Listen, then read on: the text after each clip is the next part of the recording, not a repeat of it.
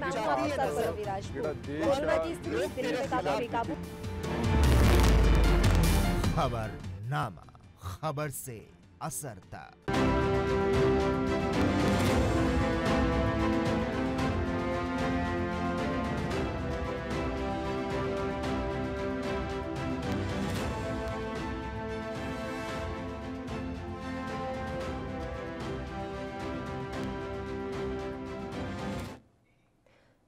नमस्कार, ANB news देख रहे हैं आप। मैं हूं आपके साथ पल्लवी राजपूत और हमारे खास कार्यक्रम खबरनामा में आप सभी का स्वागत है। चलिए शुरुआत कर लेते हैं खबरनामा की।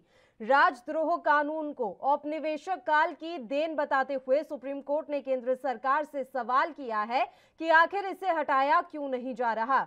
शीर्ष अदालत ने गुरुवार को मामले की सुनवाई करते हुए कहा कि यह देश में आजादी के आंदोलन को कुचलने के लिए अंग्रेजों की ओर से बनाया गया कानून था। उच्चतम न्यायालय ने राजद्रोह पर औपनिवेशिक काल के दंडात्मक कानून की संवैधानिक वैधता को चुनौती देने वाली याचिकाओं पर सुनवाई करते हुए केंद्र से जवाब मांगा है। कोर्ट ने कहा कि उसकी चिंता कानून के दुरुपयोग को लेकर है और उसने केंद्र से सवाल किया कि वह राजद्रोह पर औपनिवेशिक काल के कानून को समाप्त क्यों नहीं कर रहा। सुप्रीम कोर्ट की बेंच ने इस कानून के बने रहने पर नाराजगी जाहिर करते हुए कहा कि राजद्रोह का कानून का मकसद स्वतंत्रता संग्राम को दबाना था, जिसका इस्तेमाल अंग्रेजों ने महात्मा गांधी और अन्य को चुप कराने के लिए किया था। हालांकि सुप्रीम कोर्ट में अटॉर्नी जनरल ने कहा कि राजद्रोह कानून का दुरुपयोग रोकने के लिए कुछ दिशा निर्देश निर्धारित किए जा सकते हैं। उन्होंने प्रावधान की वैधता का बचाव किया। कोर्ट ने कहा कि ऐसे वक्त में जब पुराने तमाम कानूनों को हटाया जा रहा है, तब इसकी क्या जरूरत है।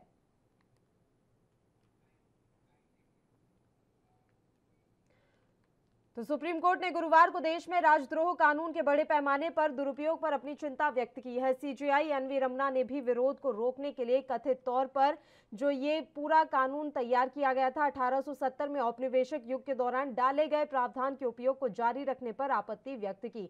इस पर सीपीआईएम नेता प्रकाश करात ने अपनी प्रतिक्रिया दी है।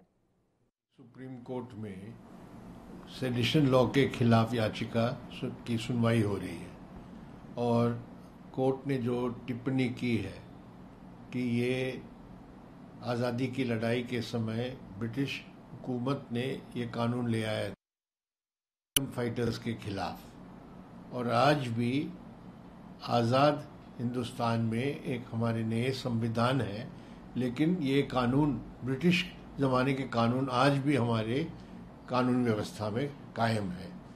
और हम सब जानते हैं कि आज अगर देखा जाए पूरे देश में सैकड़ों इस तरह के केस, राजद्रोह, सेडिशन का मतलब राजद्रोह के केस लगा के जो लोग कोई भी सरकार की आलोचना करती है, कोई नीति की आलोचना करती है या प्रशासन के कोई कदम पर आलोचना करती है, इन सब के खिलाफ बिना कोई वजह से सेडिशन लॉ इस्तेमाल किया जाता है। 124A इंडियन पीनल कोड में ये वही धारा है जो ब्रिटिश ने अपने समय ले आए थे।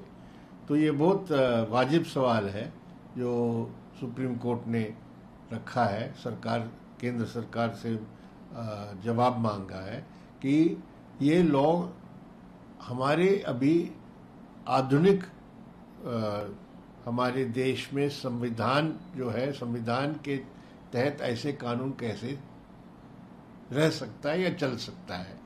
और हम उम्मीद करते हैं कि सुप्रीम कोर्ट इस केस में कुछ ऐसे अंतिम निर्णय दे जिससे सेडिशन लॉ या सेडिशन का जो धारा है उसको खत्म किया जाए, नहीं तो ये बार बार दुरुपयोग होगा। जब तक कानून में है ये धारा तो ये हमेशा दुरुपयोग के लिए रास्ता खुलता है। तो हम चाहते हैं कि सुप्रीम कोर्ट, ये अच्छी बात है, हमारे संविधान के तहत जो अधिकार दिए गए हैं नागरिकों को, फंडामेंटल राइट्स, उसमें आलोचना करने का, अपने राय रखने का, फ्रीडम ऑफ एक्सप्रेशन, ये सब दिया गया है।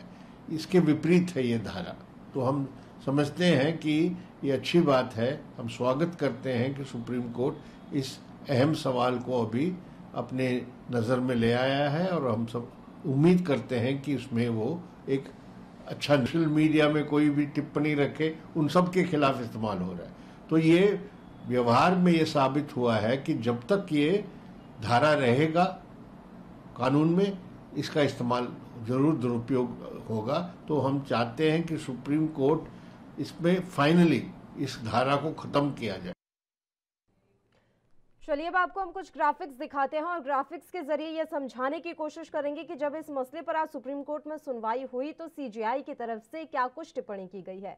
ग्राफिक्स आपके टेलीविजन स्क्रीन पर इस समय हम आपको दिखा रहे हैं। सीजेआई ने नोटिस जारी करते हुए कहा है कि कानून के बारे में इस विवाद का संबंध है, यह औपनिवेशिक कानून है, यह स्वतंत्रता आंदोलन को दबाने के लिए था। उसी कानून का इस्तेमाल अंग्रेजों ने चुप कराने के लिए किया था। आजादी के 75 साल के बाद भी क्या यह जरूरी है? सरकार कई कानून हटा रही है, मुझे नहीं पता कि वे इस पर गौर क्यों नहीं कर रहे। सीजेआई ने बात अपनी जारी रखते हुए कहा कि अगर हम इस धारा को लगाने के इतिहास को देखें तो इस धारा की विशाल शक्ति की तुलना एक बढ़ई से की जा सकती है, जिसके पास एक वस्तु बनाने के लिए आ रही है और जो इसका उपयोग एक पेड़ के बजाय पूरे जंगल को काटने के लिए करता है। यही प्रावधान का प्रभाव है। सीजेआई ने आगे स्पष्ट किया कि दुर्भाग्य से निष्पादन एजेंसी और विशेष रूप से अधिकारी इसका दुरुपयोग करते हैं। 66A का उदाहरण ले, जिसे हटा दिया गया था लेकिन लोगों को गिरफ्तार कर लिया गया है। इन प्रावधानों का दुरुपयोग है लेकिन कोई जवाबदेही नहीं है। न्यायाधीश ने स्पष्ट किया कि धारा 124A के तहत शक्तियां इतनी विशाल हैं कि एक पुलिस अधिकारी जो किसी की लाश और जुआ आदि खेलने को लेकर लेता है, ये तमाम बातें कही गई हैं सीजेआई ने। और उन्होंने ये भी कहा है कि मैं इस पर आगे आने वाले समय में भी गौर करूंगा।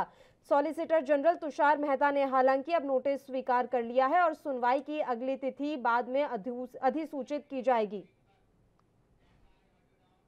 चलिए इस अहम मसले पर अब हम चर्चा की शुरुआत कर लेते हैं। दो खास मेहमान इस समय हमारे साथ लाइव जुड़ गए हैं। चलिए सीधे मेहमानों से आपका परिचय करवा देते हैं। सुजाता पॉल जी इस समय हमारे साथ जुड़े हुई हैं कांग्रेस से। इनके अलावा प्रदीप भटनागर जी भारतीय जनता पार्टी से लाइव इस समय हमारे साथ जुड़े हुए हैं। दोनों ही मेहमानों का स्वागत है एएनबी न्यूज पर। सुजाता जी, मैं शुरुआत आपके साथ करना चाहूंगी। बहुत ही सेंसिटिव मुद्दा है और वाकई में चिंताजनक बात है। आज राजद्रोह को लेकर जो कुछ भी टिप्पणी सुप्रीम कोर्ट की तरफ से की गई, इस पर बहस पहले भी होनी चाहिए थी, लेकिन हम चूक गए। अब आपकी प्रतिक्रिया मैं इस पर चाहूंगी और मैं आपसे भी ये बात समझना चाहूंगी कि क्या वाकई में अभी जरूरत है इस कानून की? जब आया था और ये कब आया था ये मैं आपको पहले बता दूं कि इंडियन पीनल कोड जो है वो 1860 में आया था और जो सेक्शन 124A है उसको इंक्लूड किया गया था उसके बाद 1870 में। और जब 1942 में भारत छोड़ो आंदोलन चरम पे था तो इसका इस्तेमाल बड़ा गलत तरीके से अंग्रेजों ने किया था। आपको ये भी बता दूं कि अंग्रेजों ने इस कानून का इस्तेमाल किया था हमारे स्वतंत्रता सेनानियों की आवाजों को दबाने के लिए। इसका मतलब है कि जो आजादी की लड़ाई लड़ रहे थे उनकी आवाजों को दबाने के लिए किया जा रहा था। मगर यही सेडिशन लॉ उन्होंने जब अपने देश में लागू किया तो उसमें जो पनिशमेंट था वो हमारे वाले जैसा नहीं था। मतलब अपने देश के लोगों के खिलाफ जो उन्होंने कानून उस समय लेके आए, मतलब मैं 1870 की बात कर रही हूँ, तब भी वो इतना स्ट्रिंजेंट नहीं था जैसा उन्होंने हमारे लिए बनाया, क्योंकि हम उनके गुलाम थे। तो वो हमें प्रताड़ित और उत्पीड़ित करना चाहते थे। अब दूसरी बात, उन्होंने अंग्रेजों ने भी इस कानून को 2009 में रिपील कर दिया और ये लागू हो गया 2010 में कि वहां पे कोई सेडिशन का कानून नहीं है। उसमें बहुत सारी चीजें हैं जो मैं आगे चल के आपको बताऊंगी। लेकिन भारत में सबसे पहले मैं ये बता दूं कि इसका दुरुपयोग तो हो रहा है, लेकिन ये सरकार क्या ये चाहती है कि इसका दुरुपयोग ना हो? पहला जो सवाल है ये होगा, क्योंकि आपको समाधान चाहिए तो सवाल भी तो होना चाहिए ना सामने कि क्यों हमें इसको रिपील कराना है। क्या अपने देश के लोगों के विरुद्ध हम ऐसे कानूनों का इस्तेमाल करें और हरेक को हम राष्ट्रद्रोही बता दें? मगर ये सरकार उसी एजेंडे पे आई है। लेकिन उससे विपरीत अगर मैं कांग्रेस के जमाने की बात करूं, इसका दुरुपयोग कब हुआ था? दुरुपयोग हुआ था इमरजेंसी के टाइम पे। इमरजेंसी जो है एक काला अध्याय है, इसके लिए कांग्रेस पार्टी क्षमा मांग चुकी है। और आपको पता है कि इस कानून का अगर दुरुपयोग हुआ था उस काल में तो वो भी उसी में आता है। तो इसका मतलब है कि जिस इमरजेंसी को हर व्यक्ति मानता है कि गलत था, उस समय जिस कानून का दुरुपयोग हुआ, क्या वो कानून हट नहीं जाना चाहिए? मेरा तो बिल्कुल कंटेंशन है। और आज की तारीख में हम देख रहे हैं कि यूएपीए जिसको कहा जाता है भारतीय जनता पार्टी के द्वारा कि कांग्रेस लेके आई, निश्चित तौर पे कांग्रेस लेके आई, मगर 2019 में उन्होंने जो अमेंडमेंट उसमें भी किया है उसको इतना स्ट्रिंजेंट बना दिया है कि बिना ट्रायल के, बिना बेल के कोई भी व्यक्ति जेल में सालों साल रहेगा। और आपको पता है हमारे देश में कानूनी प्रक्रिया कितनी धीरे धीरे चलती है। तो अब जो माननीय उच्चतम न्यायालय ने कहा है, उन्होंने इस बात को कहा है कि बापू के खिलाफ भी इसको इस्तेमाल किया गया था, तो ये कानून का आज क्या फायदा है, इसको क्या वापस नहीं लिया जाना चाहिए? तो मुझे लगता है कि बहुत सही समय पर जब बहुत लोगों के खिलाफ इस कानून का इस्तेमाल हुआ है मोदी सरकार के द्वारा, तो इसको हमें स्वागत करना चाहिए कि हट जाए। अब आप देख रहे हैं कि जिस आंदोलन को माननीय उच्चतम न्यायालय ने भी हटाने से मना किया, उस आंदोलन में अगर कुछ अप्रिय घटना हुई तो वो स्टेट की रिस्पॉन्सिबिलिटी थी कि ना होती, क्योंकि उन्हें ऐसा तो है नहीं कि पता नहीं है कि किसान बैठे हुए हैं या वो कोई वहां पे कोई अप्रिय घटना नहीं हो सकती है, तो वो उसे संभाल नहीं पाए, तो उन्होंने बड़ी आसानी से राजद्रोह का कानून, जैसा कि आपने बताया, लगाया। इसको हटाना चाहिए। बिल्कुल। प्रदीप भटनागर जी, आपका रिएक्शन भी मैं इस पर चाहूंगी। और सर, राजनीति से ऊपर उठकर किसी सेंसिटिव मुद्दे पर हम बात करें तो मैं आपसे वही उम्मीद करूंगी। आप सही बताइएगा सर, बिल्कुल तर्क संगत मैं आपसे जवाब चाहूंगी। वाकई में लगता है कि 75 साल बाद भी हमें इस कानून की जरूरत है, और इतना आम कैसे हो गया कि आपके किसी नेता की गाड़ी पर हमला होता है और फिर राजद्रोह का कानून ठोक दिया जाता है, इतना आसानी से कैसे? तो चीज से गहनता से जाना पड़ेगा कि राजद्रोह का अगर मामला आया है, जो आप बता रहे हैं हरियाणा का, क्यों आया है, वो तो आपको टिप्पणी और उन नजदीक तक जाना पड़ेगा कुछ चीजों को लेने के लिए। देखिए, मैं भी सुन रहा था और बहुत अच्छा बोला। वाकई में कानून खत्म होने के बाद कांग्रेस दोबारा लाई, और इस कानून को लाने में कांग्रेस ने तो खूब दुरुपयोग करा, खूब तबियत से करा, जो आज अपने आप को साफ सुथरा बता रहे हैं। अभी जैसे कह रहे हैं कि मोदी सरकार ने इसका दुरुपयोग किया, अरे भाई, मोदी सरकार क्यों दुरुपयोग करेगी इसका? ये तो कानून है, कानून में जो पुलिस और जो कोर्ट जो प्रावधान है, इसको वो अख्तियार करती है, वो चलाती है समिति। माननीय न्यायालय ने इसके विषय पे अगर टिप्पणी करी है और कहा है सरकार से कि आप इसको सोचें कि देशद्रोह का मामला जो अंग्रेजों ने आंदोलन के कारण लगाया था, उसको खत्म करना चाहिए, उस पर विचार होना चाहिए। ठीक है, कहा है न्यायालय ने, बिल्कुल अब पार्लियामेंट चलेगी, उस पर भी लाया जाएगा, उनको सोचा जाएगा, ऐसी कोई वो नहीं है। मगर जो आप दुरुपयोग की बात कर रहे हो, देखिए बिल्कुल दुरुपयोग होता है, ऐसा नहीं है। और सरकार की बातें हर जगह हो जाए, ऐसा नहीं है कि कांग्रेस ने नहीं करा, खूब भरपूर पेट भर के करा है, तबियत से करा है, ऐसा नहीं है। मगर जब इस चीजों के प्रावधान की बात आती है, कानून बनाने की और चेंज की बात है, तो कांग्रेस बैकफुट पे आती है। हम आपने देखा बहुत सारे कानून बने और चेंज भी करे, तो हर चीज पे एलिगेशन था, हर चीज पे इल्जाम था कि आपने ये दहेज विरोधी कानून क्यों बना दिया, बुर्खा विरोधी कानून क्यों बना दिया, और आपने ये विरोधी कानून क्यों बना दिया, इस्लाम विरोधी कानून क्यों बना दिया। देखिए, हमने वो भी सुना, और माननीय प्रधानमंत्री जी ने कहा देश हित के लिए जो कानून बनाना पड़ेगा, जो कानून हटाना पड़ेगा, उसको हटाएंगे भी और बनाएंगे भी। जो देश के हित के लिए कानून है उसे लाया जाएगा, उसे अमल भी किया जाएगा, जो देश हित में नहीं है कानून उसको हटाया भी जाएगा। और जब से सरकार आई है उसने बहुत से कानून चेंज भी करे, हटाए भी है। ठीक है, राजद्रोह का मामला आया, आपने बताया है, और बहुतों पे लगता है, लगाया भी है, मगर राजद्रोह के बारे में जाना भी चाहिए कि राजद्रोह क्यों लगता है और किस लिए लगाया जाता है। ये कोई खेल थोड़ी ना उठाया किसी ने भी एक स्टैंप पे चिपका दिया राजद्रोह, तथ्यों तक जाना पड़ता है। जैसे अभी आप कह रहे थे हरियाणा के बारे में, अगर पुलिस ने राजद्रोह का केस दर्ज कराया है तो उसे जवाब भी देना पड़ेगा पुलिस को भी हरियाणा की, कि आपने राजद्रोह लिखा तो किन शब्दों में लिखा है, किस तहत लिखा है। फिर न्यायालय है इस चीज के लिए कि राजद्रोह लिखना तो बड़ा आसान है, उस पर अमल भी करा जाता है। और बाकी अगर न्यायालय का, मैं इसका बिल्कुल समर्थन करता हूँ, इस पर विचार होना चाहिए, और लगता है हटाना तो हटाना भी चाहिए, ऐसा नहीं है। सर, कुछ एक आंकड़ा है मेरे पास 2016 से लेकर 2020 का, और इस बीच में आपके कार्यकाल में 3000 से भी ज्यादा यूएपीए के तहत मामले दर्ज किए गए हैं। अब आप मुझे थोड़ा सा ये डिटेल में समझा दीजिए सर कि 3000 से ज्यादा ऐसे कौन से मामले रहे कि देशद्रोह का आपको उसमें मुकदमा दर्ज करना पड़ा। और खैर, ये तो आप लोगों की जुबान पे ही रहता है, आप हमेशा ही कहते हैं कि कांग्रेस तो राष्ट्रद्रोही पार्टी है, तो वो तो कोई नई बात नहीं है, लेकिन मैं ये आपसे समझना चाहूंगी सर। जी, पहले तो मैं कांग्रेस पर इस विषय पर टिप्पणी नहीं करूंगा, अभी आप तब से उन्हीं पर टिप्पणी कर रहे थे। मैंने आपको नहीं, पहले जैसे यही बात अभी कही कि नहीं, सर मैं राजनीति से ऊपर उठकर जी, इस ठाकुर मसले साहब, पर एक सार्थक हाँ, बहस करना चाहती हूँ। आपने ठाकुर साहब आपने चीज सुनी नहीं, आपने जो हमारे साथी जो बैठे उन्होंने एकदम जो दुरुपयोग के विषय में कहा तो सीधा ये अपना टारगेट कहाँ ले गए। थोड़ा सा इस पे भी आपको विचार करना पड़ेगा, बोलना आप पड़ेगा मैं पहले उनका चीज। पक्ष नहीं ले रही हूँ सर, एक सेकंड। नहीं, मैं बस ये कहना चाह रही हूँ कि उन्होंने उससे पहले ये कहा कि हमारे कार्यकाल में जो दुरुपयोग हुआ वो इमरजेंसी के टाइम पे हुआ, उन्होंने वो भी बात कही, लेकिन आपने वो रिपीट नहीं किया। मैं आपका जवाब लूंगी सर, बस एक छोटे से ब्रेक के लिए हमें यहाँ बुलेटिन में रुकना है, फौरन हाजिर होंगे।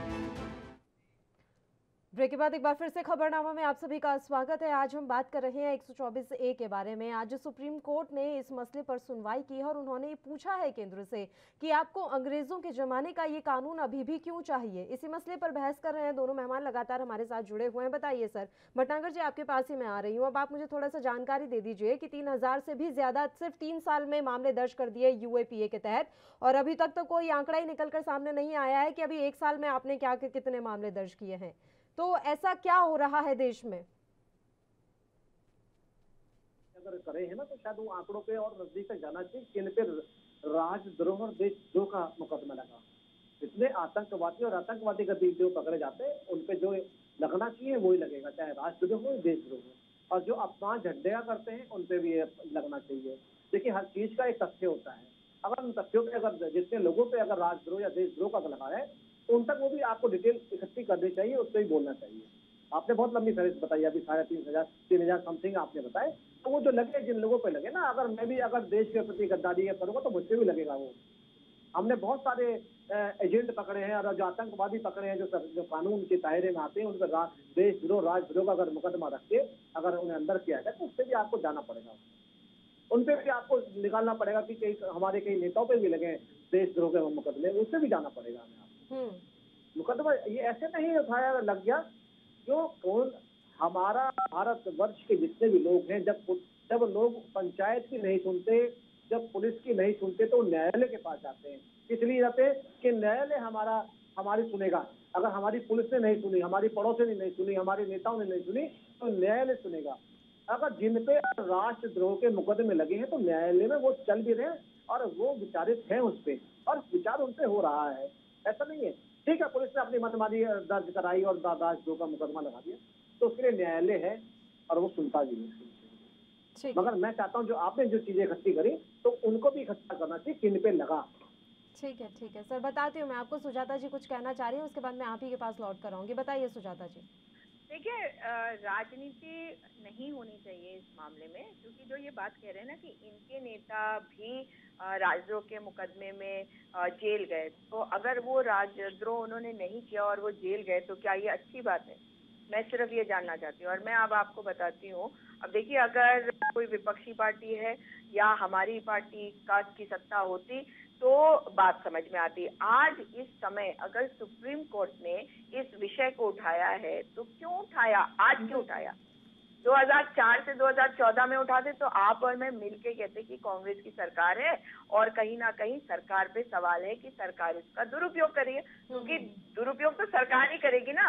राजद्रोह का कानून कोई इंडिविजुअल नहीं लगा सकता, क्योंकि ये क्राइम अगेंस्ट द स्टेट है और इसका मतलब है कि कहीं ना कहीं इसके पीछे की जो भावना उसको समझिए कि माननीय उच्चतम न्यायालय भी इस बात को समझ रहा है कि इस कानून का दुरुपयोग जो आम जनता है, इनोसेंट लोग हैं, उनके ऊपर किया जा रहा है। अब मैं आपको कुछ बातें इसमें ये समझाना चाहती हूँ कि जब भारत आजाद हो गया तो तब भी 124A का बड़ा क्रिटिसिज्म हो रहा था और उस वक्त पंडित जवाहरलाल नेहरू ने जब पहला अमेंडमेंट आया था हमारे कॉन्स्टिट्यूशन का 1951 में, तब भी उन्होंने कहा था कि राजद्रोह का जो कानून है 124A, इसे हटाया जाना चाहिए और सेडिशन जो है, राजद्रोह अगर कोई करता है तो उसके लिए अलग तरीके होने चाहिए। भाई जो राजद्रोह कर रहा है, हम तो पॉलिटिकली भी मोटिवेटेड होकर लोगों को इसमें सजा देने की कोशिश करते हैं, फिर वो जेल में चले जाते, वो बाहर नहीं आ पाते।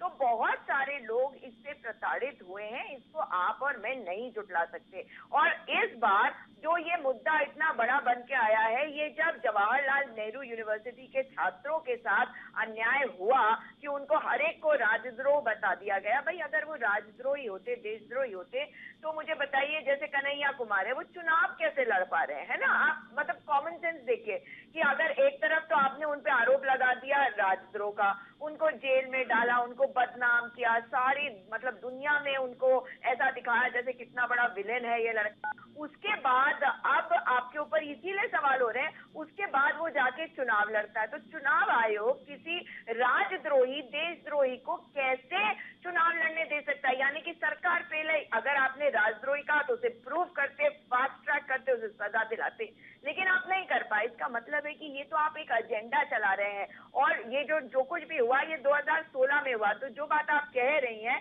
और 2018 में लॉ कमीशन ऑफ इंडिया ने भी इस बात को कहा था कि इस लॉ को रिपील करा जाना चाहिए, और तभी कांग्रेस पार्टी ने 2019 के मैनिफेस्टो में इस बात को बिल्कुल साफ तौर पे कहा कि इसको रिपील करा जाएगा। लेकिन मैं यहाँ पे जो सबसे बड़ी बात बता रही हूँ आपको, ऑल इंडिया अन्ना डीएमके AIADMK की सरकार जब थी 2012-13 की बात बता रही हूँ मैं, तमिलनाडु में, तो जानते हैं केस तो एक ही होगा, लेकिन उसमें कितने लोगों को सजा मतलब ट्रायल फेस करना पड़ा उनको। ऑब्वियस है कि ऐसा कुछ कन्विक्शन हुआ नहीं तो बहुत बड़ी न्यूज हो जाती। क्यों? क्योंकि कुडनकुलम न्यूक्लियर प्लांट जो है, वहां पे बहुत सारे आंदोलनकारी इकट्ठे हुए थे 2013 में, और वहां पर इनके ऊपर राजद्रोह का केस लगाया गया। कितने लोगों के ऊपर? 23,000 लोग जो हैं वो टेम्पररी कस्टडी में थे, जिनमें से 9,000 को सेडिशन के लिए अरेस्ट किया गया। अब आप मुझे बताएं, 9,000 लोगों के ऊपर आंदोलन करने के लिए आप कह रहे हैं कि वो राजद्रोह कर रहे हैं, कि वो स्टेट के अगेंस्ट काम कर रहे हैं। भाई स्टेट के अगेंस्ट काम कर रहे हैं, ये आपने बोल दिया, उसके बाद वो ट्रायल फेस करेंगे। आपने तो बड़ी आसानी से कह दिया जी कोर्ट जाएंगे। कोर्ट जाके समय बर्बाद करके क्या ये सही है कि हम अपने नागरिकों के साथ अन्याय नहीं कर रहे? वो अपने घर का काम करें, अपनी नौकरी करें, अपने बच्चे पाले, और अगर कहीं पे वो प्रोटेस्ट कर रहे हैं वो प्रोटेस्ट करें, या आप चाहते हैं कि आप उनकी आवाज को दबा दें। तो इसी वजह से ये बहुत जरूरी है, इसको हटाया जाए, खत्म किया जाए। और हमारे जो एडिटर्स गिल्ड है, उन्होंने भी इस बात को कहा है कि जबरदस्ती करके हमारे पत्रकारों के ऊपर भी राजद्रोह का कानून लगा दिया जा रहा था। अभी लेटेस्ट मेरे ख्याल से लेटेस्ट मृणाल पांडे के ऊपर भी लगाया गया। तो ये सारी चीजों को देखते हुए मुझे लगता है कि हम सभी मानेंगे कि मृणाल पांडे हमारी बात से सहमत ना हो या हम उनकी बात से सहमत ना हो, वो एक अलग विषय है, मगर वो राजद्रोह कैसे कर रही है, वो स्टेट के खिलाफ कैसे कार्य कर रही है। मैं आपको उत्तराखंड की बता देती हूँ, यहाँ से 3 हमारे पत्रकारों के ऊपर ऐसे ही केस कर दिए गए, और तीनों के ऊपर से ये सेक्शन हटा दिया गया, मगर उन्हें जाना पड़ा माननीय उच्चतम न्यायालय तक। अब आप मुझे बताइए कितने लोग जा पाएंगे उच्चतम न्यायालय तक ये लड़ने के लिए? इसका मतलब है आप तो अपना चुनाव लड़ेंगे, और चुनाव लड़ने के लिए लोगों को कहेंगे जो आपके विरुद्ध है कि वो राजद्रोही है, देशद्रोही है। उनको अगर उनके पास संसाधन होंगे तो वो सुप्रीम कोर्ट जाएंगे, नहीं होंगे तो वो जेलों में सड़ेंगे। ये क्या सही है? बिल्कुल प्रदीप भटनागर जी, ये बात तो आपको भी स्वीकार करनी पड़ेगी। सर, कई बार ऐसा देखने को आता है कि इस तरह के कानूनों का दुरुपयोग होता ही है, और 66A का भी एग्जाम्पल यहाँ सुप्रीम कोर्ट की तरफ से दिया गया। वो अलग बात है कि कल ही केंद्रीय गृह मंत्रालय की तरफ से आदेश जारी किया गया है कि अब आप 66A का इस्तेमाल मत कीजिए, लेकिन 66A को लेकर भी आज उन्होंने एग्जाम्पल दिया है कि देख लीजिए वो 2015 में ही निरस्त कर दिया गया था, बावजूद इसके उसके तहत गिरफ्तारियां भी हुई, कार्रवाई भी हुई। तो बात तो यही है ना सर कि दुरुपयोग होता है, अब हम माने या ना माने वो बात अलग है। बताइए प्रदीप भटनागर जी। नहीं, बिल्कुल। मैं देखिए सुधाकर जी को सुन रहा था, और सुधाकर जी ने कितनी अच्छी बात कही, मैं उसमें भी बिल्कुल मैं थोड़ा कुछ कहना चाहूँगा। देखिए इन्होंने अभी बेचारा बता दिया था अभी कन्हैया कुमार को, और कन्हैया कुमार की शायद आप लोगों ने हरकतें शायद ना नोट करी हो, क्योंकि जो आदमी यूनिवर्सिटी के अंदर भारत तेरे टुकड़े होंगे, भारत तेरे टुकड़े होंगे नारे लगा रहा था कई सौ लोगों के बीच में, तो ये समर्थक है आज की डेट में। ये कांग्रेस के वो लोग हैं जो कहते हैं अपने आप को स्वतंत्रता सेनानी और भारत को आजाद कराने का बहुत बड़ा दायित्व लेते हैं अपने पर। आज वो कन्हैया कुमार जैसे की आज पैरवी कर रही है बैठ के कि उसको राजद्रोह का, क्या उस पर राजद्रोह नहीं लगना चाहिए था? मैं तो शुक्र है कि कन्हैया कुमार को तो उस गॉड का, उस भगवान का क्या नाम, उसे शुक्रिया अदा करना चाहिए। अंग्रेजों का राज नहीं है तो वो जेएनयू के किसी पेड़ को लटका मिलता। आप उस पर शुक्र मनाइए कि भारत आजाद हो चुका है और जो कानून है इतने सॉफ्ट है, कन्हैया कुमार जैसे को छूट देते हैं चुनाव लड़ने की। आपको ये भी देना चाहिए, जैसे आपने कहा ना जो टुकड़ा टुकड़ा गया, क्योंकि कांग्रेस ने अपने ऊपर बड़े स्टार लगाते हैं भारत आजादी में जेल जाने के, और जब शर्म आती है सुनने में बड़ा अफसोस होता है कि कांग्रेस के नेता। तो फिर इन कानूनों में थोड़ा सा बदलाव कर दीजिए सर। जब किसी पर राजद्रोह का केस लग ही चुका है, अगर कोई राजद्रोह के तहत आरोपी है ये, तो फिर उसे चुनाव क्यों लड़ने दिया जा रहा है? देखिए मैं आपको बताऊं, राजद्रोह का मुकदमा दुरुपयोग नहीं होना चाहिए, कुछ नहीं होना चाहिए, दुरुपयोग नहीं हो रहा। आप चुनाव लड़ने देंगे, शर्म नहीं आती? अरे टुकड़े टुकड़े करने वाले देश का वो आप लोग हैं। अरे गोडसेवादी आप लोग हैं, देश आतंकवादी उसके अनुयायी हैं आप। जिसको वीर कहते हैं वो सावरकर, वो देशद्रोही था और कायर था, आप उसके अनुयायी हैं। आप हमें बताएंगे? हमें ना बताएं आप। ये देश हर एक का है, इस देश के हर नागरिक को अधिकार है यहाँ पे चैन से जीने का। मगर भारतीय जनता पार्टी अपने चुनावों के लिए, अपनी राजनीति के लिए हर व्यक्ति को गद्दार देशद्रोही बता देते हैं। आप मुझे बताइए, श्यामा प्रसाद मुखर्जी क्यों गए थे मुस्लिम लीग के साथ सरकार बनाने? जवाब दे दीजिए ना, मुस्लिम लीग के साथ सरकार क्यों बनाई उन्होंने? आपके प्रज्ञा ठाकुर वो भी आतंकवादी, उनके ऊपर भी आतंकवादी का ठप्पा लगा हुआ है। एक्यूज है वो, एक्यूज है, बोलेंगे सुनोगे। टुकड़े टुकड़े करने वाले तुम लोग हो। सुनील जोशी की हत्या कैसे हुई वो मैटर खोला, इस मैटर के को खोलो तो पता चलेगा कि प्रज्ञा ठाकुर की असलियत क्या है। प्रज्ञा ठाकुर ठुमके लगा रही है और प्रज्ञा ठाकुर के ऊपर केस है। बात यही है कि इन कानूनों के दुरुपयोग पर किस तरीके से रोक लगाई जाए, इस पर सार्थक बहस होनी चाहिए। और आप लोगों को भी ध्यान देना चाहिए कि अगर सुप्रीम कोर्ट कोई मसला उठा रहा है, सुप्रीम कोर्ट ने कोई टिप्पणी की है, तो उस पर सोचा जाए, देखा जाए। हर चीज अपने निजी फायदे के लिए इस्तेमाल की जाए ये जरूरी नहीं है।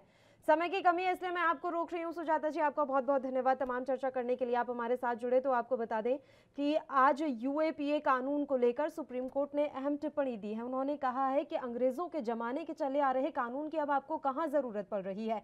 केंद्र से जवाब मांगा गया है। अब देखने वाली बात यही रहेगी कि इस मसले पर केंद्र की तरफ से क्या कुछ जवाब दाखिल किया जाता है। एक छोटे से ब्रेक के लिए खबरनामा में रुक रहे हैं। आप देखते रहिए एएनबी न्यूज।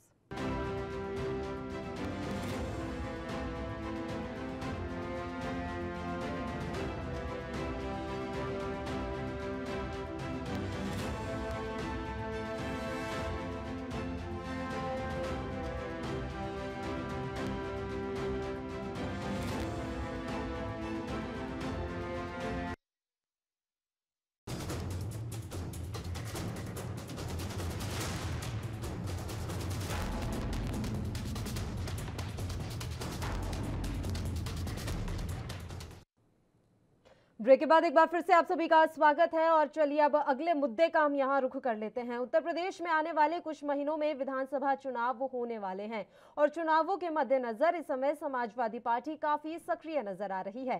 सरकार को घेरने का कोई भी मौका समाजवादी पार्टी नहीं छोड़ना चाहती। इसी कड़ी में आज यूपी के कई जिलों में सपा कार्यकर्ताओं ने सरकार के खिलाफ जोरदार प्रदर्शन किया है। सपाइयों ने बढ़ती महंगाई, पंचायत चुनाव में धांधली समेत कई मुद्दों को लेकर जमकर नारेबाजी की। आज समाजवादी पार्टी ने प्रदेश सरकार के खिलाफ जमकर हमला बोला।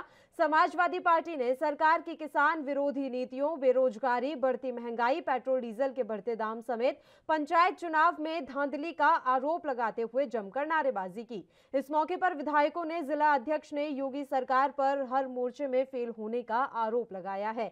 आपको बता दें कि यूपी के पूर्व मुख्यमंत्री और सपा के राष्ट्रीय अध्यक्ष अखिलेश यादव ने महंगाई, ब्लॉक प्रमुख चुनाव में धांधली, बिगड़ी कानून व्यवस्था समेत अन्य मुद्दों को लेकर प्रदेश व्यापी विरोध प्रदर्शन का ऐलान किया था, जिसके चलते आज पूरे प्रदेश में दिन भर सपा कार्यकर्ताओं ने हंगामा मचा कर रखा।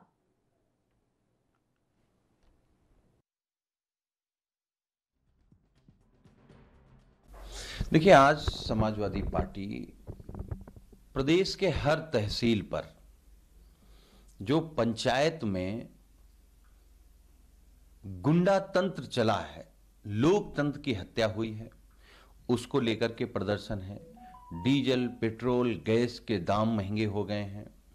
उत्तर प्रदेश की सरकार में सिर्फ जंगल राज है, भ्रष्टाचार है, बेईमानी है, अराजकता है। भारतीय जनता पार्टी में कितने दुशासन हैं, कितने दुर्योधन हैं, इन सब के खिलाफ आज समाजवादी पार्टी प्रदर्शन कर रही है तहसील स्तर पर, और वहीं से हम लोग अधिकारियों के माध्यम से। तो पंचायत चुनाव समाप्त होने के बाद अब पार्टी ने सरकार के खिलाफ मोर्चा खोलने का मन बनाया है। इसके तहत पार्टी चुनाव में धांधली, भ्रष्टाचार, किसानों के उत्पीड़न और बेरोजगारी के मुद्दे को लेकर गुरुवार को कलेक्ट्रेट और तहसील मुख्यालयों पर धरना प्रदर्शन करती नजर आई। 8 अलग अलग तस्वीरें यूपी के अलग अलग जिलों से, जहां समाजवादी पार्टी के कार्यकर्ताओं, नेताओं, विधायकों ने जमकर आज हंगामा मचाया है। 8 अलग अलग तस्वीरें आप अपने टेलीविजन स्क्रीन पर इस समय देख पा रहे हैं। पहली तस्वीर है यूपी के कानपुर से। यहां भारी संख्या में कलेक्ट्रेट पहुंचे सपा कार्यकर्ताओं को पुलिस ने बैरिकेडिंग लगाकर रोक लिया और इस दौरान जमकर हंगामा देखने को मिला है। वहीं ऐसी ही कोई तस्वीर यूपी के गोंडा से भी सामने आई है। जैसा कि आप देख भी सकते हैं कैसे समाजवादी पार्टी के कार्यकर्ताओं को पुलिस जबरन पकड़कर ले जा रही है। ये तमाम तस्वीरें हम आप तक पहुंचा रहे हैं, ना सिर्फ इन 8 जिलों में बल्कि आज प्रदेश के हर जिले में ऐसी ही तस्वीर सामने देखने को मिली है। समाजवादी पार्टी के कार्यकर्ताओं ने पूरे प्रदेश में आज जबरदस्त तरीके से प्रदर्शन किया है। तीसरी तस्वीर आप देख लीजिए यूपी के बुलंदशहर से।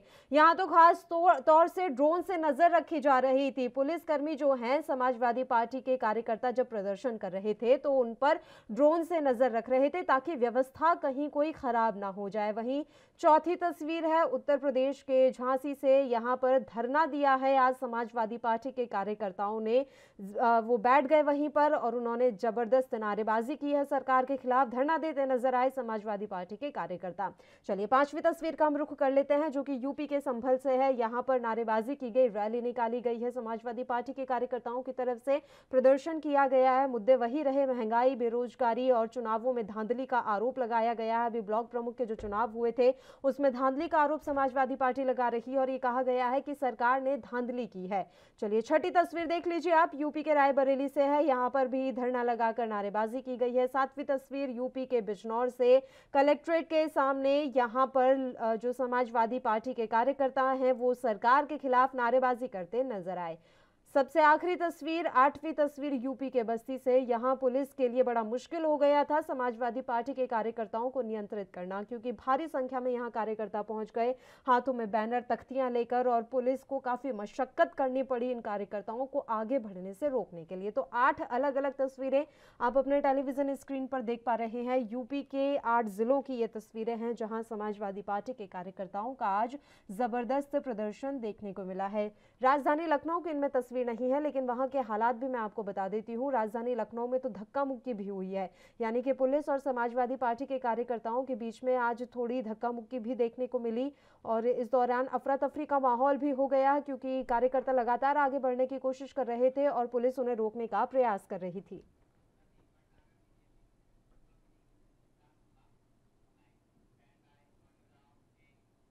चलिए अब इस मसले पर चर्चा की शुरुआत कर लेते हैं। हमारे साथ 2 मेहमान इस समय जुड़ गए हैं। प्रदीप भट्टागर जी लाइव हमारे साथ जुड़े हुए हैं। इनके अलावा दीपक जी इस समय हमारे साथ फोन लाइन पर जुड़ गए हैं, जो कि समाजवादी पार्टी के नेता हैं। दोनों ही मेहमानों का स्वागत है एएनबी न्यूज पर। दीपक जी, शुरुआत हम आपके साथ करना चाहेंगे। आज हमने देखा पूरे यूपी में किस तरीके से समाजवादी पार्टी के कार्यकर्ताओं ने प्रदर्शन किया है। सर, इसे जनता से जुड़े मुद्दों को लेकर प्रदर्शन करना माना जाए या फिर विधानसभा चुनाव है, इसके मद्देनजर अब समाजवादी पार्टी एक्शन में है? कृपया लाइन पर। दीपक जी से संपर्क नहीं हो पा रहा है हमारा। एक बार फिर से हम उनके साथ जुड़ने का प्रयास करेंगे। प्रदीप भटनागर जी, तब तक मैं आपका रुख करना चाहूंगी। तस्वीरें सर अभी आप भी देख ही रहे होंगे किस तरीके से आज पूरे यूपी में प्रदर्शन किया है समाजवादी पार्टी के कार्यकर्ताओं ने। क्या इन्हीं मुद्दों को अब जोर शोर से उठाने का प्रयास है सपा का? और सबसे बड़ी बात, इन मुद्दों का जवाब आप कैसे देंगे सर? कॉल को प्रदीप जी, मेरी आवाज मिल रही है सर आपको? प्रदीप भटनागर जी तक भी आवाज नहीं पहुंच पा रही है। एक बार फिर से दोनों मेहमानों के साथ जुड़ने का हम प्रयास कर लेते हैं। तब तक मैं आपको जानकारी दे देती हूं आज यूपी में दिन भर चलता क्या रहा। यूपी में चुनावों के मद्देनजर समाजवादी पार्टी काफी एक्टिव नजर आ रही है। आज पूरे प्रदेश में समाजवादी पार्टी के कार्यकर्ताओं ने जबरदस्त धरना प्रदर्शन किया है, जिनकी तस्वीरें भी हम लगातार आपको दिखा रहे हैं। किस तरह से आज समाजवादी पार्टी तमाम जनहित से जुड़े मुद्दों को लेकर सड़क पर उतरती हुई नजर आई।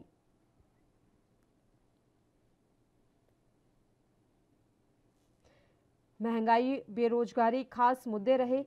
बेरोजगारी, महंगाई समेत कई मुद्दों पर गुरुवार को समाजवादी पार्टी के प्रदेश स्तरीय आंदोलन की ये तस्वीर इस समय आप देख पा रहे हैं। एक बार फिर से दोनों मेहमान हमारे साथ जुड़ गए हैं। दीपक जी का रुख कर लेते हैं। दीपक जी, मेरी आवाज मिल रही है आपको?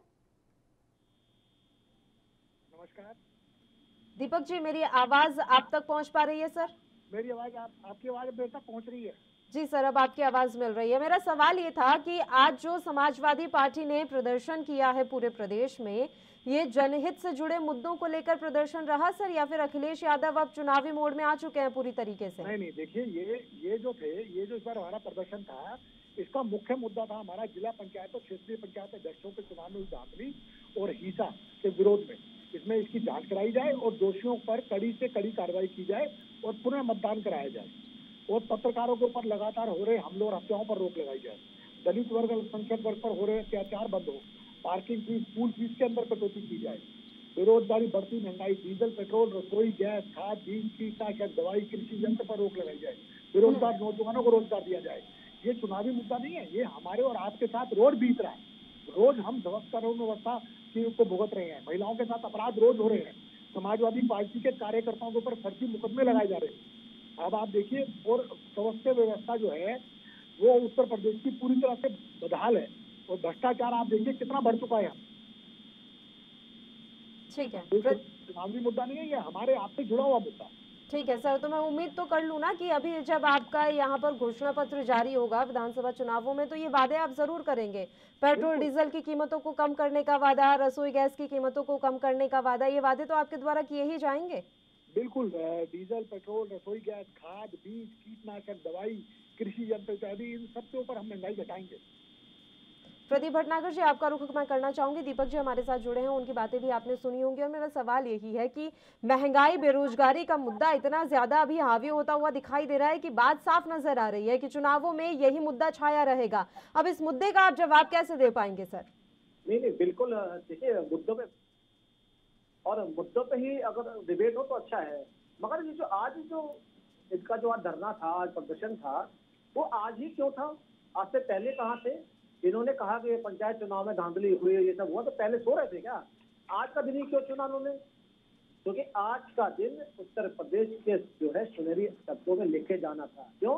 जो पिछड़े प्रदेश में पिछड़े जिले से आज उनकी उन्नति हुई है और उन्नति के पथ पर और आगे चले हैं। वहां के लोग जो असहाय थे, बेरोजगार थे और जो अपनी माटी के लेके भी बहुत परेशान थे, अजमत थे, आज उसको कहीं स्तर तक ठीक करने के लिए जनता के लिए प्रदेश सरकार ने जो काम किए, बड़े परेशान है उन चीजों से कि आएंगे तो चुनाव में मुद्दे क्या लेके आएंगे, विशेष क्या होंगे उत्तर प्रदेश के लिए। अगर चुनाव लड़ा जाएगा 2022 का, तो किन मुद्दों पर चुनाव लड़ेंगे? परेशान क्यों है? ये तो बहाना है कि ये पेट्रोल महंगा और डीजल महंगा जो बोल रहे हैं, किसानों के विषय बोल रहे हैं। इन्होंने कितने प्रदर्शन कर लिए किसानों के लिए, महंगाई के लिए? आज ये क्यों गए प्रदर्शन, किसलिए किया? क्योंकि आज माननीय प्रधानमंत्री उत्तर प्रदेश के दौरे पे हैं, उत्तर प्रदेश को सौगात देने गए हैं। उसको लेके समाजवादी पार्टी का पूरा कुटुंब और कुनवा बहुत परेशान है कि हम किन विषयों पर चुनाव लड़ेंगे उत्तर प्रदेश का, ये बताएंगे। ये नहीं, अरे भाई आज 4.5 साल हो गए, उससे पहले आपने की जनता का सवाल उठा लिया कि जनता की लड़ाई लड़ ली आपने रोड पे आके।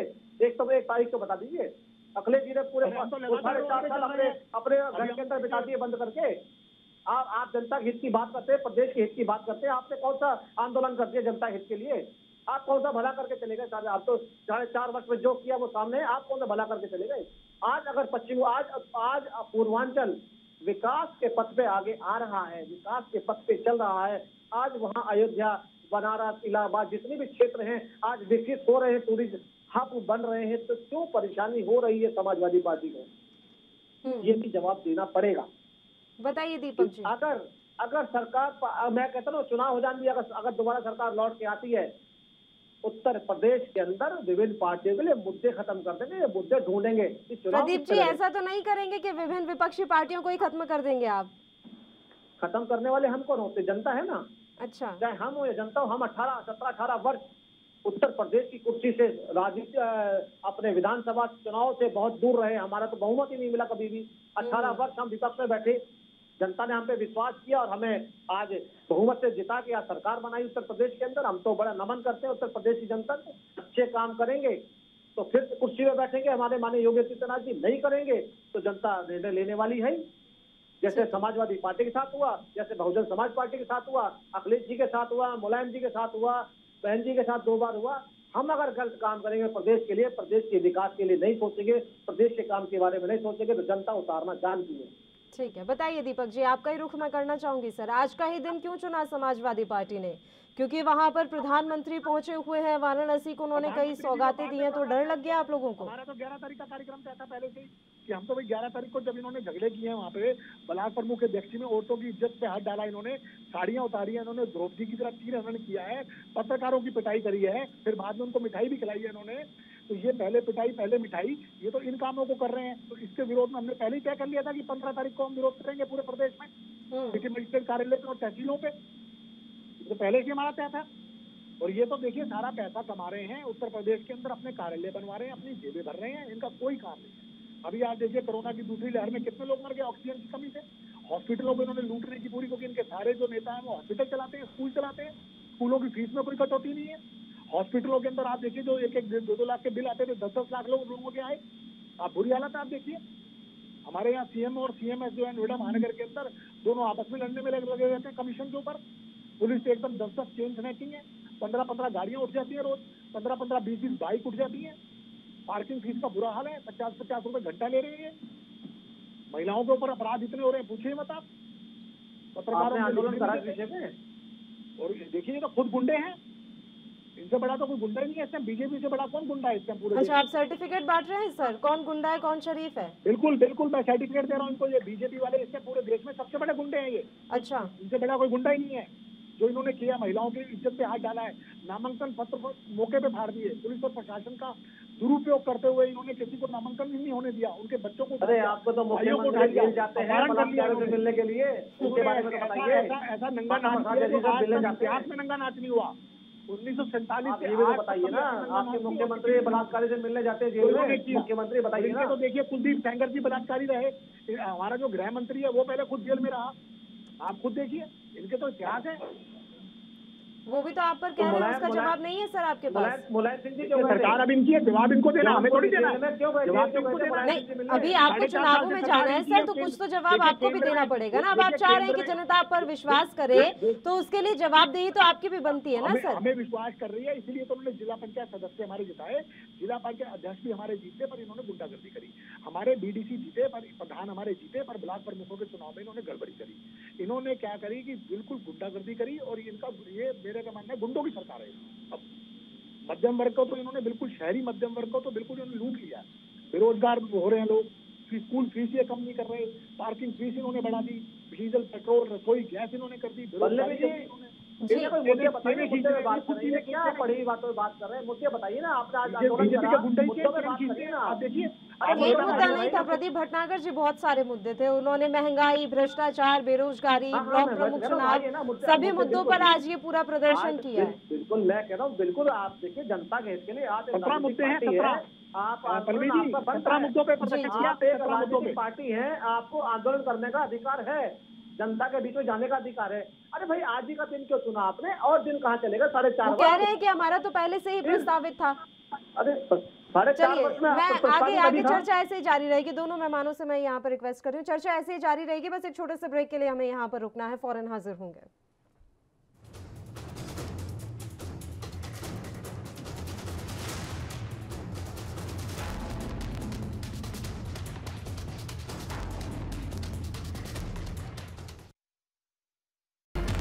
खबरनामा, खबर से असर तक।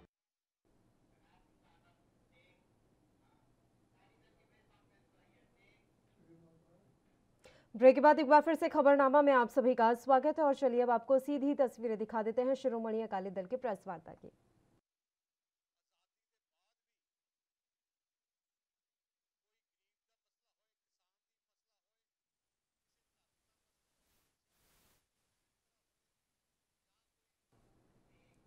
तो शिरोमणि अकाली दल की प्रेस वार्ता की तस्वीरें आपने देखी। चलिए अब अपने मुद्दे का हम रुख कर लेते हैं। आज पूरे यूपी में समाजवादी पार्टी ने जबरदस्त तरीके से प्रदर्शन किया है। 17 मांगे 17 मुद्दों को लेकर आज समाजवादी पार्टी के कार्यकर्ता पूरे दिन सड़कों पर उतरे रहे। इसी मसले पर हमारी चर्चा जारी है। दोनों मेहमान लगातार हमारे साथ जुड़े हुए हैं। बताइए प्रदीप भटनागर जी, मैं आपके पास आ रही हूँ। सर, वो कह रहे हैं कि हमारा कार्यक्रम तो पहले से ही प्रस्तावित था, हमारे 17 मुद्दे तो पहले से ही हमने बता रखे थे, तो अब इसमें नया क्या नजर आ रहा है आपको?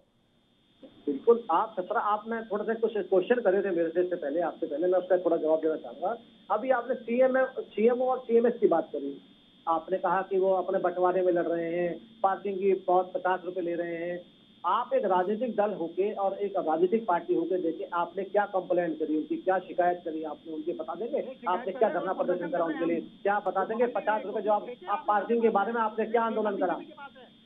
भ्रष्टाचार, ये जो भ्रष्टाचारी लिपिक खुद हैं, आज जो बैठ के यहाँ ज्ञान दे रहे हैं, गुंडों की सरकार चलाने वाले और भारतीय जनता पार्टी गुंडा कह रहे हैं, इनके गुंडों से 8,500 करोड़ की जमीन छोड़ाई गई है।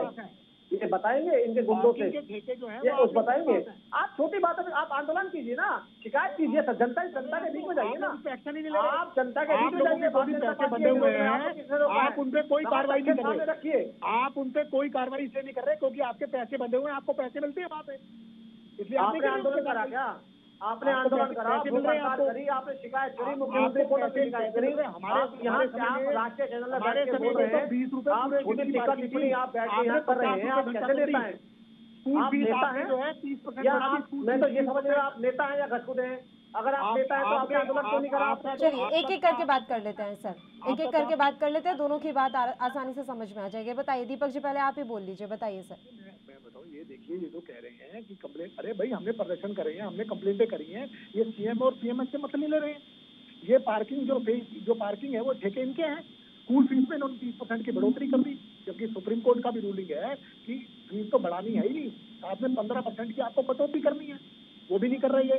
ये तो देखिए, ये मेरी बात नहीं, ये सरकार है रिश्वतखोरों की और ये सरकार है गुंडों की। इनको अपनी जेब भरने के अलावा कुछ नहीं है, ये बस पैसे कमाने में लगे हुए, कहीं से भी पैसे आ जाए और कहीं से भी जो है, अगर ये लोग इनकी बात ना माने तो उसको गुंडागर्दी और प्रशासन के सहयोग से उनकी आवाज को दबा दे। और हमारे यहाँ नोएडा महानगर में तो शहरी मध्यम वर्ग इतना इन्होंने दबा रखा है, बस पूछे ही मत। इन्होंने तो शहरी मध्यम वर्ग की गलाई घोट दिया। रोज कम से कम हमारे यहाँ 7-8 आत्महत्याएं होती हैं। पूरा देश तो किसानों की आत्महत्या को देखता है, हमारे यहाँ तो शहर के अंदर रोज 7-8 लोग मध्यम वर्ग के आत्महत्या कर रहे हैं, बेरोजगारी की वजह से, महंगाई की वजह से, कानून व्यवस्था की वजह से, महिलाओं के साथ हो रहे अपराधों की वजह से। ये हालत है यहाँ पे पल्लवी जी। ये सारी जो चीजें आप कह रहे हैं सर, ये मामले दर्ज होते हैं दीपक जी? जो अभी आपने कहा कि रोज 7 से 8 लोग आत्महत्या कर रहे हैं। अगर मामले देखिए, मेरी बात सुनिए, अगर मामले देखिए आत्महत्या है तो उसमें तो वो है कि साफ लिखा हुआ है कि वो महंगाई की वजह से, फाइनेंशियल दिक्कतों की वजह से, बेरोजगारी की वजह से हो रहे हैं। वो आदमी मर गया तो उसको खाली रजिस्टर कर रहे हैं और रोड पेपरों के अंदर आ रहा है। वो कहेंगे तो मैं आपको आंकड़े भेज दूंगा पूरे एग्जैक्ट। और आप देखिए ना, पार्किंग फीस हमने इतने आंदोलन किए, इतने प्रदर्शन किए, ये उससे कोई कटौती नहीं कर रहे क्योंकि ठेका इनके लोगों के पास है। स्कूल इनके हैं तो इससे 30% इन्होंने फीस बढ़ा दी। जो सुप्रीम कोर्ट ने कहा था फीस तो बढ़ेगी नहीं, 15% घटानी है आपने, इन्होंने 30% और बढ़ा दी, घटाई तो है नहीं, यानी कि 45% का नुकसान है। प्रदीप भटनागर जी, आवाज मिल रही है आपको?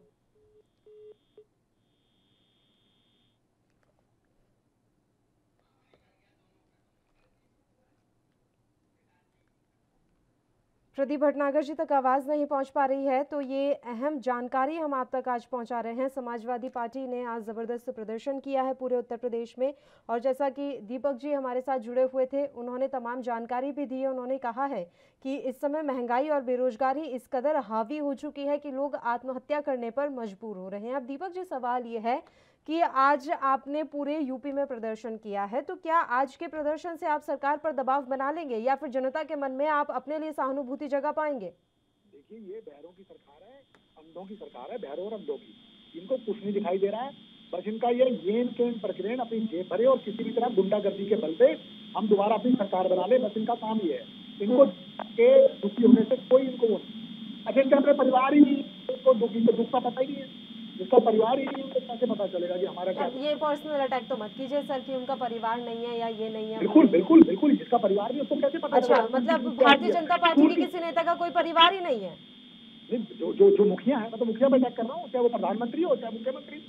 अच्छा, हाँ भाई देखिए, जिसका परिवार नहीं होगा उसको स्कूल फीस के बारे में नहीं पता, उसको दाल और सब्जी के रेट नहीं पता, उसको वेजिटेबल ऑयल का रेट नहीं पता, उसको बेरोजगारी के बारे में नहीं पता, उसको महिलाओं के साथ पूरे अपराधों के बारे में नहीं पता, उसको चेन स्नैचिंग के बारे में नहीं पता। तो कितना कम कर देंगे सर आप आने वाले समय में महंगाई की अगर हम बात करें तो? अभी तो पहली बात तो मैं अभी जो तस्वीरें देख रही हूँ इस समय टेलीविजन स्क्रीन पर, थोड़ी देर पहले आप कोरोना के बारे में बात कर रहे थे सर कि कोरोना के समय में ऐसे हालात हो गए। अभी तो आप लोग खुद ही कोरोना फैलाने का काम कर रहे हैं, किसी ने मास्क नहीं लगाया हुआ है, सोशल गैदरिंग तो चलिए छोड़िए, जाने दीजिए, इतनी भीड़ में कहाँ तो आप सोशल डिस्टेंसिंग का पालन कर पाएंगे। देखिए, आप हमें टारगेट कर रहे हैं, आप बंगाल मैं टारगेट, मैं तो आपसे पूछ रही हूँ सर, मास्क तो लगा ही सकते थे। मैं तो खड़ी हूँ सर आपके साथ, महंगाई चरम पर है। मैं तो कितनी बार प्रदीप भटनागर जी को कह चुकी हूँ कि आप क्या कर रहे हैं, आप लोग क्यों पेट्रोल डीजल के दाम कम नहीं कर रहे हैं। पर मैं एक लॉजिकल बात पूछ रही हूँ सर, ये तो आप कर ही सकते थे। मैं उसका लॉजिकल जवाब ही दे रहा हूँ कि भाई बंगाल चुनाव को भूल के प्रधानमंत्री और गृह मंत्री बिना मास्क के घूम रहे और लाखों की भीड़ में घूम रहे थे। शायद आप पहली बार जुड़े सर मेरे साथ, नहीं तो आपको याद होता कि उस समय भी मैंने ये सवाल उठाया था। जनता के लिए छोटा सा प्रदर्शन हम कर रहे हैं, उसमें कुछ लोगों से भूल चूक हो गई है, तो ऐसा होता रहता है। ऐसे तो पुलिस वाले भी वहाँ थे, प्रशासन के लोग भी वहाँ थे, तो समय आने पर कार्रवाई करेंगे अगर ऐसी कोई गलती हुई है। और हम लोग जो है अपना जितना छोटे हमने प्रदर्शन किए हैं, हमने पूरा कोरोना का पूरा उसमें ध्यान रखा है। और जनता के प्रदर्शनों करने के लिए छोटी मोटी कोई घटनाएं होती हैं तो उसके लिए हम जनता से क्षमा मांगेंगे और हम जो है पूरा इसके लिए आंदोलन और प्रदर्शन लगातार हमारे जारी रहेंगे। बताइए प्रदीप भटनागर जी, लूट मचा रखी है आप लोगों ने सरासर। देखिए, ये जो बैठे बोल रहे हैं मैं इनको बिल्कुल बहुत अच्छी तरह सुन रहा हूँ और इन्हें वक्तव्य नहीं पता जिनका परिवार होता है। शायद ये लगता है मोदी जी के परिवार के बारे में नहीं जानते उनके भाई और भतीजे हैं या नहीं है। ये अखिलेश परिवार नहीं है, आदरणीय मुलायम सिंह जी का परिवार नहीं है, आदरणीय राम गोपाल जी का परिवार नहीं है जो 7 स्टार होटल बनवा रहे हो। ये आदरणीय अखिलेश जी, ये वो परिवार नहीं है कि टोटे निकाल के ले जाए और टाइलें तोड़ के चले जाए, स्विमिंग पूल में इटली टाइल मंगवा के लगवाई जाए, उसे तोड़ जाए। सरकारी धरोहर को संभाल के रखा जाए, तोड़ा नहीं जाता। अगर आपको प्रदेश के जनता ने मुख्यमंत्री बताया, ये नहीं है आप उनके पैसे का दुरुपयोग करके जाए। आप इतने बड़े नेता और इतने बड़े संज्ञाकारी, आपने मुझे जितना ज्ञान दिया, आप नेता बन के बता दीजिए आपने क्या आंदोलन करके आपने सरकार को दिखाया, आईना दिखाने का काम कर रहे हैं। तो आप नोएडा के विषय में आपने इतनी चीजें बता दी कि रोज 7 मर्डर हो रहे हैं, 8 मर्डर हो रहे हैं, आपने इतनी मुझे गिनती गिनाई। आप बता सकते हैं आपने उनके जनता के लिए क्या किया? आप जनता के बीच में जाएंगे तो क्या लेके जाएंगे? आपने सरकार को पूरा करप्ट दिखाया आपने भी बोल के। अरे भाई, अपनी भी संज्ञान बता दीजिए, आपने कितने लाखों करोड़ों जमीनें घोटालों में आप सम्मिलित थे, आप प्रदेश को कैसे छोड़ गए थे, वो नहीं बताएंगे आप? तभी तो वो चले गए सर सत्ता से बाहर। अब ये मसले वो आपके लिए उठा रहे हैं, तो अब यहाँ तो आपको सबक लेने की जरूरत है कि महंगाई का मुद्दा कितना आने वाले समय में हावी हो जाएगा। ठाकुर साहब, पल्लवी जी, यही तो कहना चाहता हूँ कि ये गुंडे बदमाश बैठ के दूसरे को ज्ञान ना दें, अपना ज्ञान अपनी पोटली में बांध के रखे और अपने परिवार को देके। अखिलेश जी अपने परिवार, चलिए वो तो खैर यूपी की जनता बता ही देगी सर कि वो किसे कितना पसंद कर रही है, इनके प्रदर्शन काम आते हैं या फिर आपके वादे काम आते हैं। ये तो ज्यादा वक्त रहा नहीं है, देख ही लेंगे कि क्या कुछ होता है यूपी में। फिलहाल समय की कमी है इसलिए मैं आपको रोक रही हूँ। बहुत बहुत शुक्रिया दोनों मेहमानों का तमाम चर्चा करने के लिए, आप हमारे साथ जो। फिलहाल के लिए इतना ही, मुझे दीजिए इजाजत। देश प्रदेश की तमाम ताजा और अहम खबरों के लिए आप देखते रहिए ANB न्यूज।